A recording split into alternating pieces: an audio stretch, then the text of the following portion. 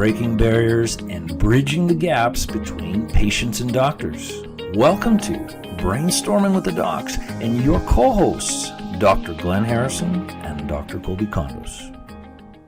All right, everyone, and welcome back to this week's episode of Brainstorming with the Docs. I'm Dr. Kolby Condos, my co-host, Dr. Glenn Harrison, across the screen. How's it going, buddy? I'm doing great. I'm ready for this one.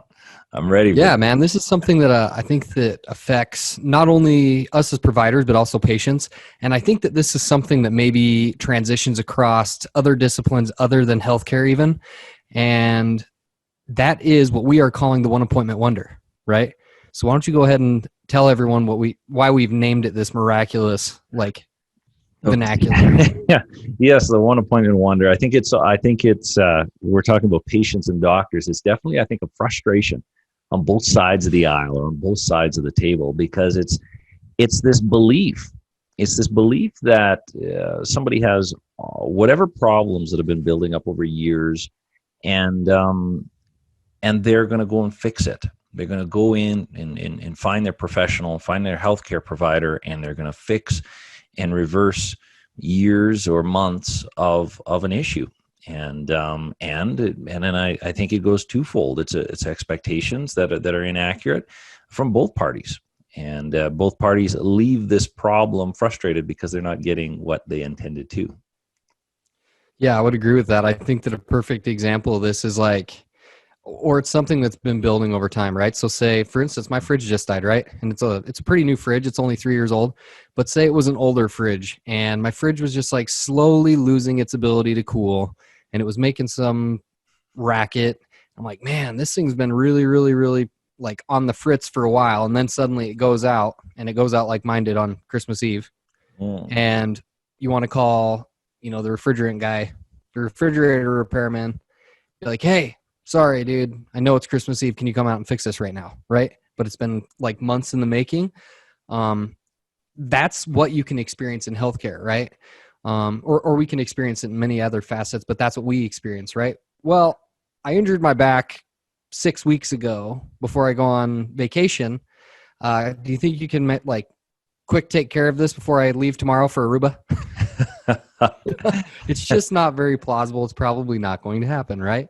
Exactly. So I think that it's setting not only the doctor, but also the patient up for failure. That's right. And I think it's a combination of, I think the problem is the result of each party. I don't think it's just one party. But what happens is the outcomes of it is the doctor is terrible, right? Oh, Dr. Smith, wow, he doesn't know anything. He's terrible. He just keeps screwing up. I've been dealing with this problem. I've been going to see the doctor for, a week now, and then nothing's getting better. Or I'm not back to my old self for a condition that has been going on for 20 years, and it just got to the breaking point.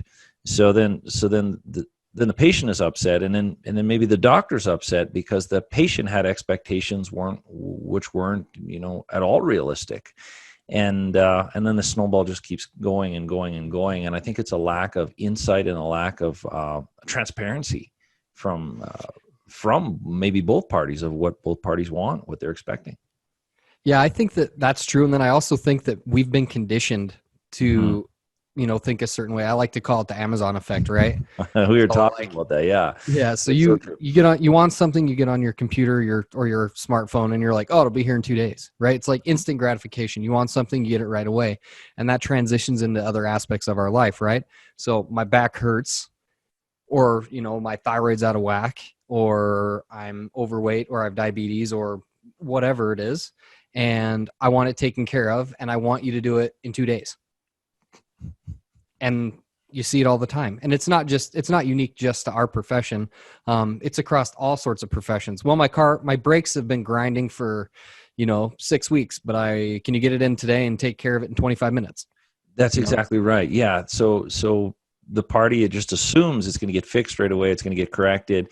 And then the mechanic has to be the one to say, well, this is a lot bigger. This has been going on. There's nothing left of your brakes, and then your wheel alignment's out, and everything else, in your chassis is falling off. Yeah, we're not just replacing pads at this point. We're replacing, rotors and calipers and all sorts of stuff. And then it starts to snowball. So this Amazon effect, I think, bleeds into so many different fields. And I think it's important, as we talked about, is what are the expectations when someone comes in our world, and someone comes to the doctor, to the clinic, and says, I have X, Y, and Z, and it's been going on for 15 years. Doc, fix me. So that scenario, let's play that out. So that scenario, someone's coming in your clinic and says, and you're looking at the paperwork, you do the workup, and it's 15 years. And what are you going to tell them? So first off, I think it's really important for you to both be on like an even playing field and both be completely transparent with each other. Mm-hmm.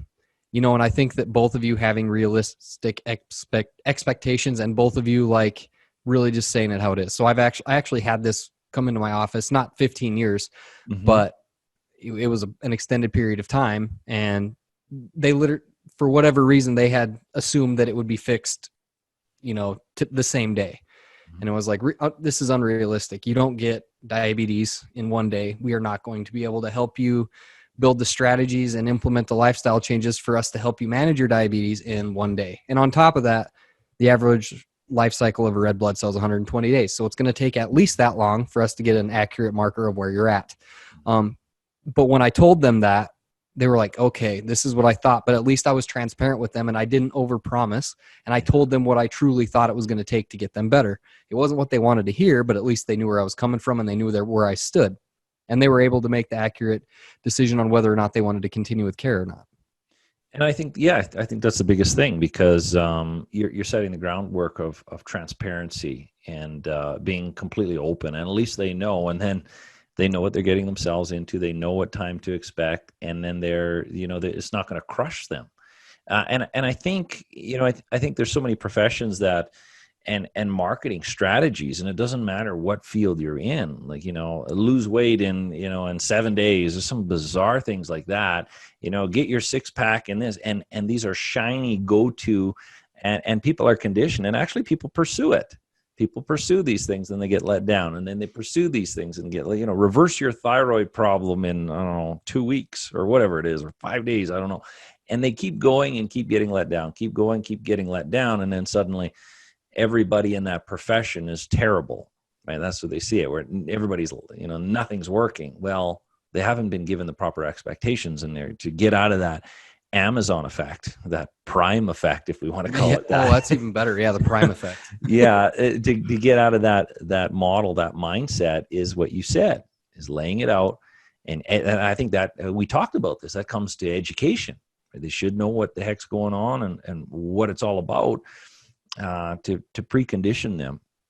Now, well, I think that laying it out in a very linear way and being completely transparent, it helps to taper unrealistic expectations, but then it also helps to put both the doctor and the patient in a good position mentally, where both of them aren't suffering from some sort of emotional fatigue or emotional decline, where they're the doctor is working really, really hard to achieve all these outcomes and help the patient get better, and the patient's expecting to get better. But if they're both not lining up on the same timeline, or one of them has completely unrealistic expectations, whichever one it is, that breakdown in communication, that breakdown in the timeline, really can weigh on them both emotionally. So I think that it helps with fatigue too.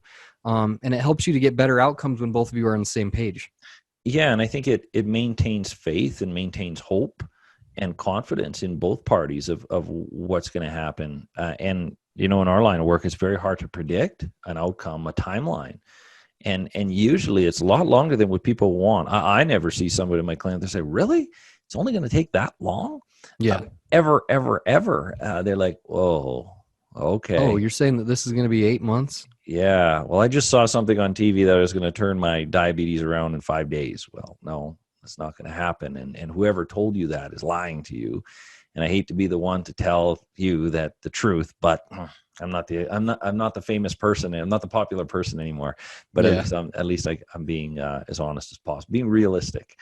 So what can, other than education,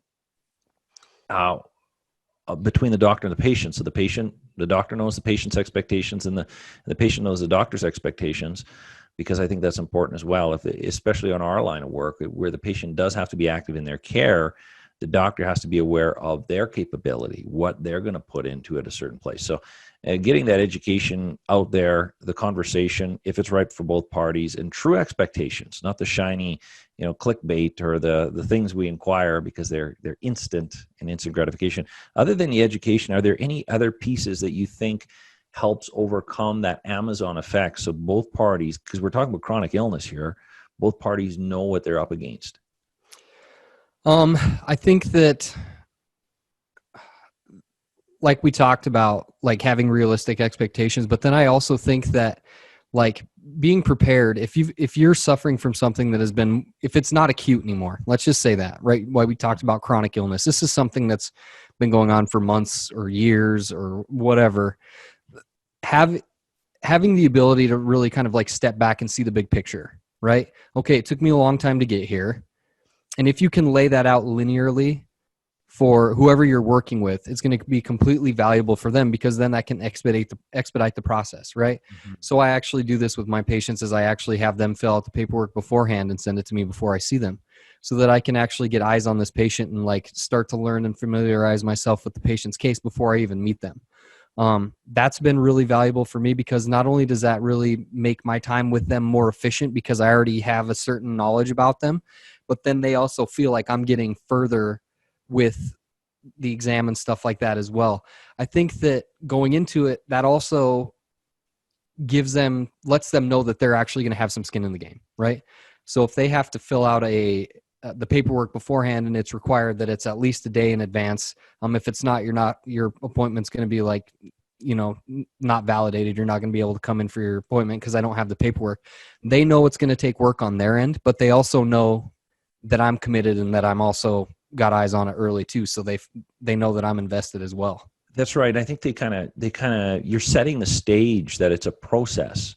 Even your paperwork, even coming into your clinic, there's a process, and chances are the therapy, all of that is going to be a process as well, right? The care is going to be a process. So I think I completely agree with that. And it's a similar model to mine. You got to do all this paperwork ahead of time. I need a time in advance to know what's going on. It's not going to be a whim where it's going to be a 15-minute appointment. I'm going to give some amazing advice that's going to reverse 10, 20, 30 years of chronic illness.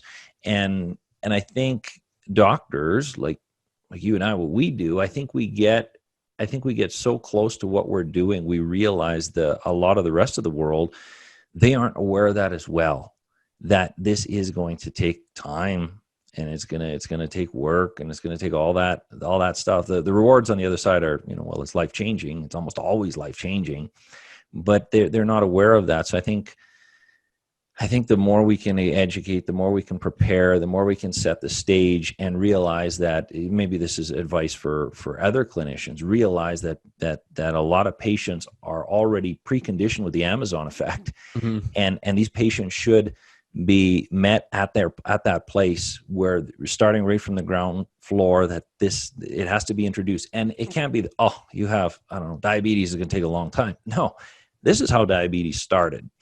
And it went on for a long time. It started to destroy your tissues. It actually even got to the point of destroying some of your nerves. That's why you're getting the numbness and tingling in the bottom of your feet. So it's been going on for a long, long, long time. And now we got all this trauma on your body. Now, how are we going to start reversing that, if it's even possible? And I think that's the biggest thing, setting expectations. And if they know that, they're like, whoa, this forest didn't grow overnight. Right. The further you go away from a point, the longer it takes you to get back. Yeah. You know what I mean? And I think that in order for both parties to be put in the position where both of them can succeed, and feel fulfilled, like the patient's getting better and the provider's not totally burned out and they're, hating their life, they're hating going to work. I think the biggest thing is like, you have to set expectations if you're the provider. And if you're the patient, you have to realize that you are the biggest contributor to the success of your case, right? If you're a diabetic and you don't want to do the dietary changes and the blah, blah, blah, blah, blah that we've already talked about in other podcasts, you're probably not going to get better regardless of whatever magical supplement they put you on, right?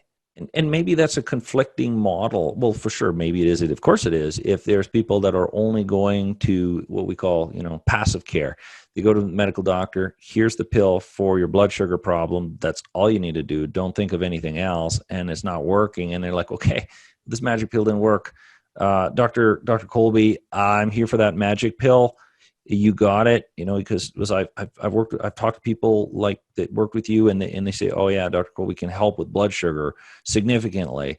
I'm ready. How long is this going to take? I only got like 15 minutes here. What are we going to do? Yeah. So you got it. Do you have it on hand, or do you have to order it, or yeah, that is it going to be Amazon to me in 2 days? That's right. So maybe that's back. We were talking about advice for maybe some clinicians to set the stage so then they don't get burned out. But what are maybe some great advice for patients coming in with a chronic illness? So something, lasting 6 months, at least 3 months or more. What would be some advice for patients that have maybe tend to lean into the Amazon mindset because of conventional medicine, because of, clickbait, because of all of that, results immediately model? Sure. So some strategies I would say is like, don't wait till the last minute, right? Get after it before it gets to that point, right? And it could be diabetes, it could be whatever it is. If you hurt your back and you're going to Aruba in 6 weeks, don't wait till one day before you're going to Aruba to get your back addressed, right? Get it taken care of. Don't wait. The longer it goes, the harder it gets. And to think that you're going to get it fixed in one day is not really all that realistic. That's kind of like losing weight before your wedding day, and it's only in a month. Yeah. Like, oh God, I'm not going to fit in my wedding dress. I have to lose 25 pounds. Or man, my tuxedo pants are getting pretty tight. How am I going to, maybe I'll go on a 5-minute jog and hope, it's just not going to probably happen. So condition yourself a little bit and have that expectation that it's going to be it's going to be some work, that it's going to take some time, and that you are going to have a little bit of skin in the game at least, because the outcomes of your care really are directly related to you. Yeah, 90, I always like to say 90% of wellness is what you do. It's really what you do, and hopefully you have the guidance. One big thing I think we've got to iron out, if we didn't already, is that sense of defeat. And you talked about this when we were kind of preparing what we were going to talk about today, was patients getting emotionally burnt out, getting defeated. I would say 80%. I hate to say it, 70% of the people walking in my clinic, they are already almost defeated. Can't be completely defeated because they're still looking for answers. And they come in, and I hate to say it, they hate doctors. And I'm like, oh, I'm not that bad of a guy. Well, they hate, and I know the same things in your clinic. So they hate doctors, or they hate the model, or they're just beat up because it takes so much emotional burden to get let down all the time. Yeah. And what we're talking about, I think, is really what kind of this issue is really why we set up this topic today. I mean, not only to feel like they've been let down, but also feel like they're not a priority. You know what I mean? And whether it's not a priority of the doctor, not a priority of themselves, it can be both. So letting people know, like, the important thing, if you're listening to this and you're still listening to us ramble, the most important thing is that you don't wait, that you find health, and you find help, and you find it soon. Because the sooner you get after it, the sooner you're going to get back. The longer you wait, the more complicated it gets, and the more care you're going to require. So, and realize there's going to have to be some activity on your end. And if you are working with a clinician that has this, we're going to lick this up in a week, it's probably not going to happen. It's probably not going to happen. And you'll set yourself for let down again, and you'll have less faith that you can get healthy and you can improve your health and you can feel better. And in some people, it gets to the point where they're so broken, they won't even try anymore, because becoming more defeat it hurts more getting your hopes up and being defeated than the sickness itself. So moral of the story, don't wait. Be proactive, and make sure your doctor's going to tell you the hard, cold truth. Yep. That's so if you guys got value out of this podcast, share it with your friends, family members, loved ones. You can subscribe to our podcast and YouTube channel. We have it on Spotify, Apple, YouTube, Libsyn. It's all over the place. The Google Play, I think, is there. Yeah, Google and turn on notifications. Yeah. And turn on notifications because we're going to continue to roll out new content. And stay tuned because we're going to come out with something here shortly before you know it. That's right. Well, thanks, Dr. Kolby. All right, my man. You have a good evening. You too. Bye-bye.